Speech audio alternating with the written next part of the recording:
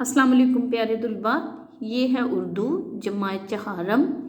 उर्दू की कहानी हम जिंदाबाद उसकी पढ़ाई कर चुके हैं, उसके अल्फाज और जुमले और सवालात के जवाबात भी कर चुके हैं। आज हम सफ़ा नंबर 62 पर इन सवालात के जवाबात लिखेंगे।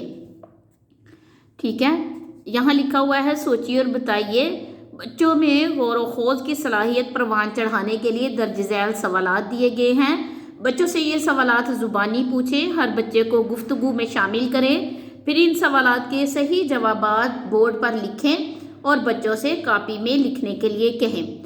चूँकि बच्चों ये सवालात ज़ुबानी नहीं पूछे जा सकते ऑनलाइन, तो ऐसा है कि आप इन सवालात के मतलब इन सवालात के पढ़ें और इनके मतलब सोचें। तो मैं ये काम आपको बोर्ड पर लिखवा देती हूँ। इसके 3 सवालात हैं। सबसे पहला सवाल है डायरी लिखने के 5 फ़वाइद सोचिए और अपने साथियों को बताइए। डायरी होती है रोज़ की अपनी रूटीन लिखना, जो रोज़मर्रा काम है वो लिखना कि सुबह से लेकर शाम तक आपने क्या किया, एक दिन की डायरी। तो वो आपको लिखनी आनी चाहिए। आप चूँकि जब आज चहारम में है तो आपको डायरी लिखनी आनी चाहिए कि आपने सारे दिन में आज क्या क्या काम किए थे और किस तरह से फिर आपका दिन ख़त्म हुआ, किस काम पर आपका दिन ख़त्म हुआ। ठीक है, डायरी लिखने के बारे में जो 5 फ़वाइद हैं उसको वो मैं आपको बोर्ड पर लिखवा दिए गए हैं। इसका सवाल एक दफ़ा फिर पढ़ लें कि डायरी लिखने के 5 फ़वाइद सोचिए और अपने साथियों को बताइए।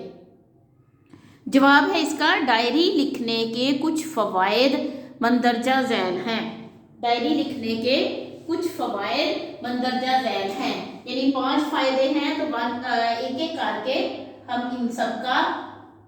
इन सबको पढ़ेंगे। सबसे पहला है इसका फ़ायदा कि डायरी लिखने से सोचने की सलाहियत बढ़ती है। यानी इंसान जब डायरी लिखने के लिए बैठता है तो फिर सोचता है कि उसने कहाँ से शुरू करना है और किस तरह से सारा अपने दिन का वो बयान करना है, तो उससे इंसान में सोचने की सलाहियत बढ़ती है। नंबर 2 है, डायरी लिखने से अपने जज्बात का इजहार हो जाता है। डायरी लिखने से अपने जज्बात का इजहार हो जाता है, यानी जब हम डायरी लिखते हैं तो हम अपना जो सोच रहे होते हैं या जो हमारे जज्बात होते हैं उनको हम अल्फाज में बयान करते हैं। तो इससे हमारे जज्बात का इजहार हो जाता है कि उस दिन हम गुस्से में थे, या उस दिन हम खुशी का इजहार कर रहे थे, या उस दिन हम थोड़े अफसरदा थे। अपने जज्बात जैसे भी हों उसका इजहार हम लिख के कर देते हैं।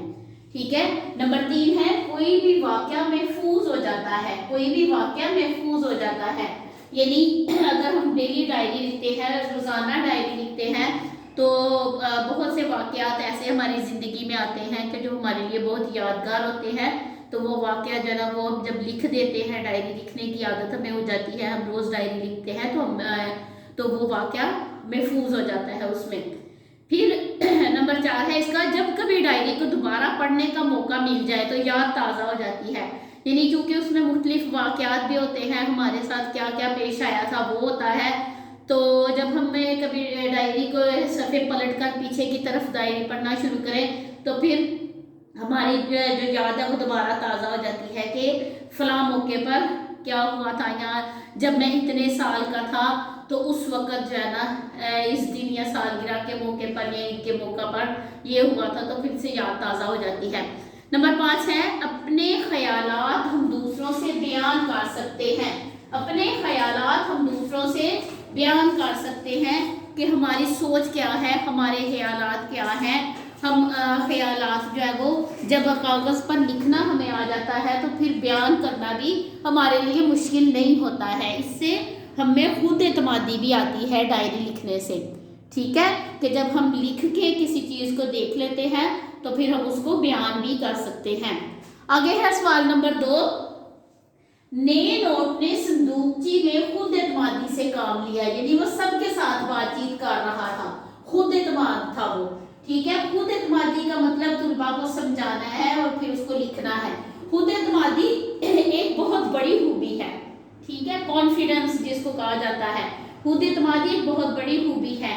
अपनी बात और ख्यालात का इजहार खुद एतमादी के जरिए ही किया जा सकता है। यानी अगर आप में एतमाद हो, बोलने का एतमाद हो, तो फिर आप अपने ख्यालात का इजहार बोलकर दूसरे से कर सकते हैं। अपने क्लास फेलो से कर सकते हैं, अपने उस्ताद के साथ कर सकते हैं, या अपने वालिदैन के साथ कर सकते हैं।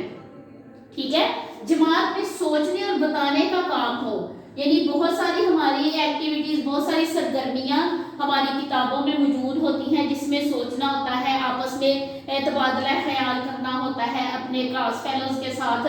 तो जमात में बहुत सी सरगर्मियाँ ऐसी होती हैं जिसमें सोचने और बताने का काम हो, तो खुद एतमादी ज़रूरी होती है।